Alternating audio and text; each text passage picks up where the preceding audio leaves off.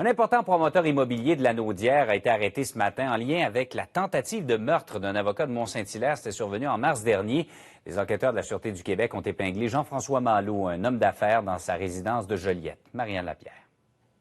Jean-François Malo, 41 ans, homme d'affaires de Joliette, qui possède une cinquantaine d'immeubles, a fait les manchettes récemment parce qu'il est poursuivi au civil par Desjardins et la Banque nationale dans une histoire de fraude présumée de plus de 7 millions de dollars. 6 heures ce matin, les policiers de la Sûreté du Québec sont allés procéder à son arrestation à son domicile de Joliette. Un peu avant 8 heures, il a été transporté au quartier général de la Sûreté du Québec à Montréal, où il est présentement rencontré par les enquêteurs. Selon nos informations, la police croit qu'il aurait commandité une tentative de meurtre à l'endroit d'un jeune avocat civiliste, Nicolas Daudelin, 32 ans. Ça se passait le 26 mars dernier à Saint-Hilaire. Il faut savoir que Maître Daudelin représente Desjardins dans cette cause.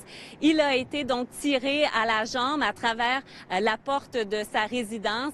Maintenant, Jean-François Malo devrait faire face à des accusations de tentative de meurtre, avoir déchargé une arme à feu, avoir agi de manière et avec l'intention de provoquer la peur sur une personne du système judiciaire et d'entraver à la justice en usant de violence. Mardi dernier, il y a 4 hommes qui ont été arrêtés également dans ce dossier, dont un qui avait tenté de fuir les policiers en sautant du 3e étage. On parle des 2 présumés tireurs qui sont accusés de tentative de meurtre. Je vous invite à entendre Valérie Beauchamp, de la Sûreté du Québec.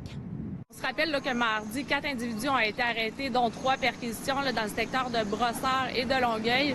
Donc, l'enquête a permis là, de procéder à l'arrestation de Jean-François Malo là, ce matin là, vers 6 heures. Et il sera interrogé là, par les enquêteurs aujourd'hui. Jean-François Malo n'est pas accusé à ce moment-ci en lien avec cette fraude présumée. Par contre, il devrait faire face à des accusations dès cet après-midi de tentative de meurtre. Marianne Lapierre, TVA Nouvelles, Montréal.